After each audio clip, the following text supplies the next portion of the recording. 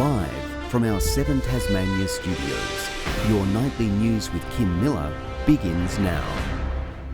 Good evening. As we go to air tonight, firefighters are entering their 24th hour fighting and monitoring a multi-million-dollar blaze at a recycling facility in Launceston's northern suburbs. The scrap metal heap is still smouldering. The damage bill is already estimated at an extraordinary $9 million. Millions of dollars of metal up in smoke. Burning scrap metal, batteries, tyres and glass bottles crackle as flames poured out of the recycle scrap warehouse.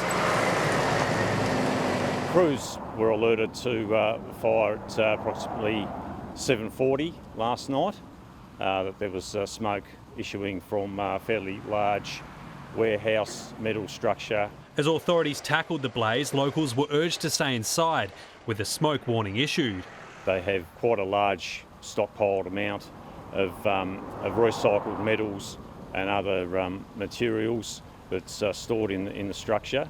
Crews were called from as far away as Perth and Burnie to aid efforts, but this fire wouldn't be easily extinguished, smouldering on into the next day. It's a deep-seated fire that's quite difficult to get access to and also to control. Unprecedented methods of firefighting were used. Aviation Fire Rescue joining the cause, a move station officers say they can't remember happening before.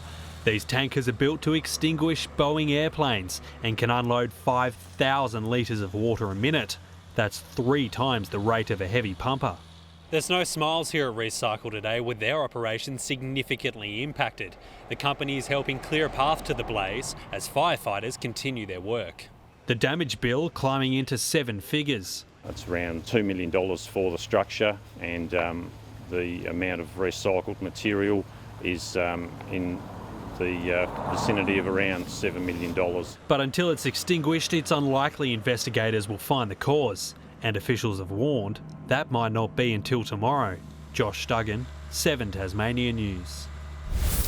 Petuna is responding to a mass fish mortality event at its Tamar River Marine Farm. In a statement, the company claims a temperature spike followed by prolonged periods of hot days have caused the incident. The Environment Protection Authority says it expects the number of fish deaths to be in the thousands and is working with Petuna. On the eve of schools returning, there are growing concerns many aren't adequately prepared. 96% of teachers have met the government's vaccine mandate.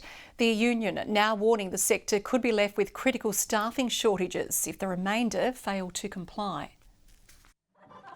Final preparations are underway for the first day of Term 1, and as students ready themselves for another year of learning, the union says many teachers aren't sharing their enthusiasm. We've surveyed our members, and our members came back with the response that only 1 in 5 teachers feel safe returning back to work, and only 1 in 5 are happy with the government's plan. Tasmania recorded 601 COVID cases today, and daily numbers are expected to jump when schools return. Public Health are saying expect an uptick in cases.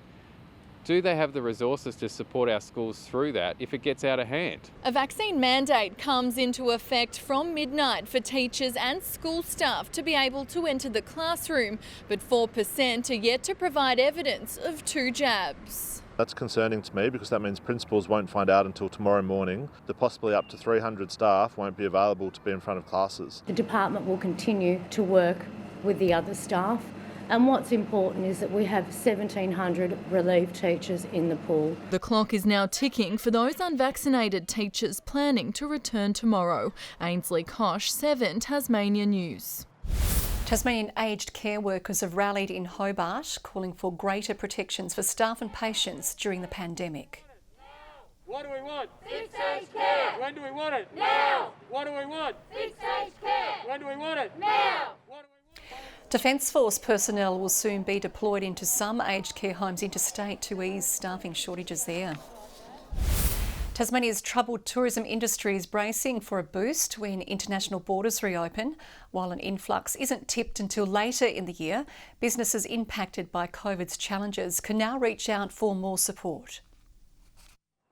Buckle up, international borders are about to open.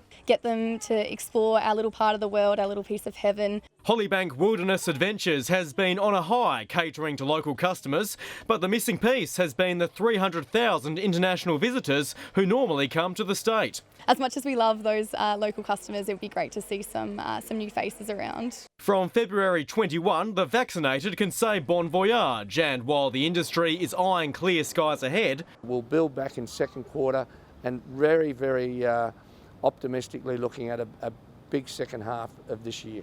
employers are still grappling with yo-yoing staff numbers as the virus sends workers home and a drop in summer trade. Our buffer period is just not going to be there moving forward, even if we do everything that we can put into place to pick back up just a little bit in these next couple of weeks that we have left of summer. To help business ride this next wave, another round of grants is opening next week, with funding of up to $10,000 available for those suffering the biggest downturn. Despite the obstacles tourism has faced over the past 2 years, visitor numbers here at Hollybank are now back to around pre-pandemic levels.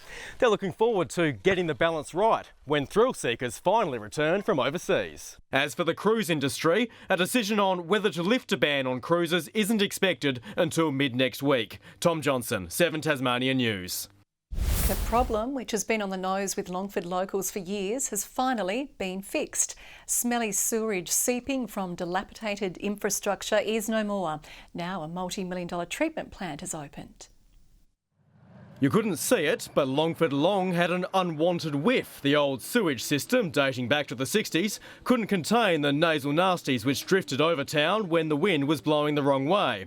But those days are no more, thanks to Taswater's new $33 million plant. I've been on council 13 years and it's been a wafting smell for those 13 years. Ridding the region of foul odours has been priority number one. European technology, which helps neutralise smells, is being used for the first time in Tasmania. So this gives us the ability to cover all the odour generators on site. The spick and span solution will take on more wastewater down the track, absorbing other systems when their time is up. We've built it so that we can basically double the domestic load, so we can pick up other plants in due course and centralise. The other source of bad smells at JBS is also being reined in. The company is investing $3 million into its own wastewater facility and expects it to be up and running by April.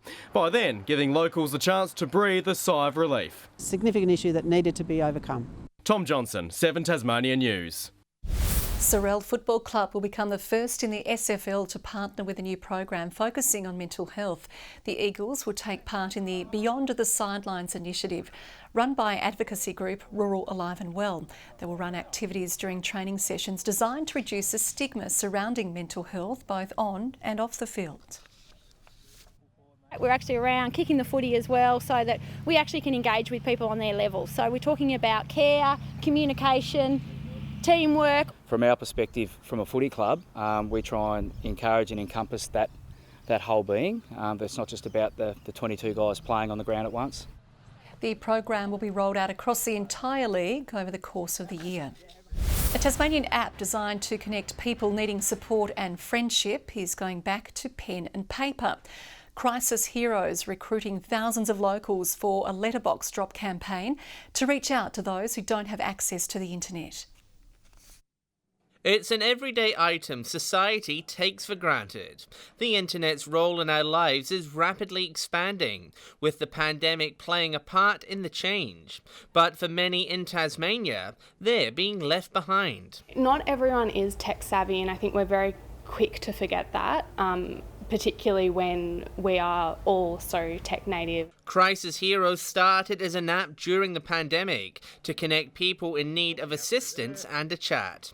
Creators are now going back in time, swapping PCs for pen and paper. They're running a nationwide letterbox drop to reach out to those not online. Go back to basics, but in order to do that, help those people that don't have digital access. 2,000 Tasmanians among an army of 18,000 nationwide.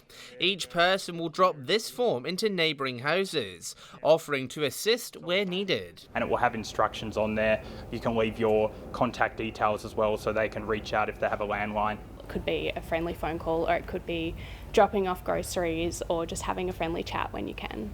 Census data from 2016 showed a quarter of Australians lived on their own, With the World Wide Web expanding our horizons globally, organisers are hoping the project will encourage people to think locally.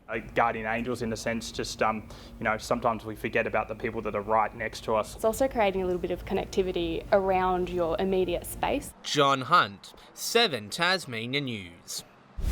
Good evening. A mostly fine day across the state today. Launceston 27 degrees, Hobart 23, 22 for both Burnie and Devonport. 26 today at Ouse, Grove 25, 24 at Strawn, King and Flinders Islands both 23 along with Smithton. The Friendly Beaches 22 degrees, 21 at Lowhead and St Helens, Maria Island 20 and 19 for Lyowini. Low cloud patches are seen here about the north with thicker low-level cloud about the east, mostly clear skies in the west and southwest. A frontal cloud band is crossing South Australia, extending down into a low pressure system passing over the Southern Ocean.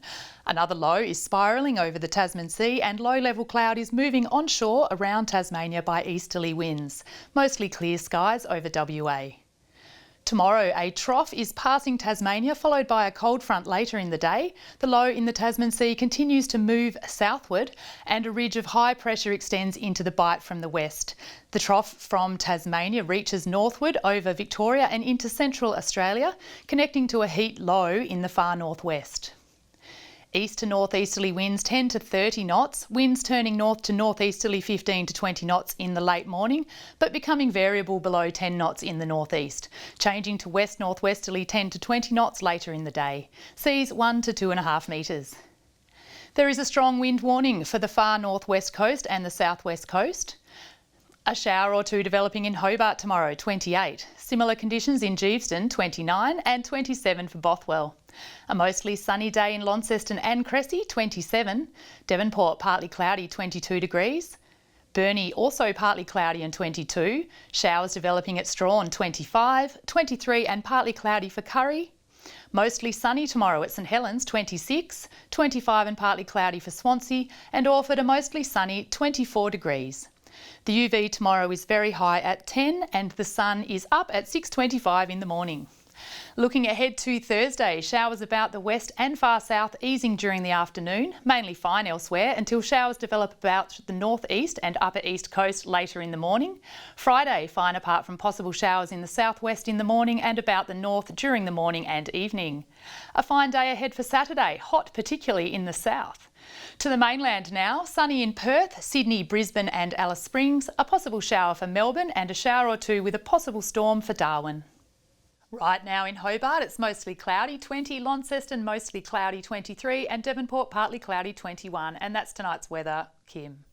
Okay, thanks very much, Carmen. We will see you tomorrow. And that is all the news we have for now. We'll have news breaks throughout the evening. Thanks for joining us this evening on behalf of the entire team here at 7 Tasmania Nightly News. Good night.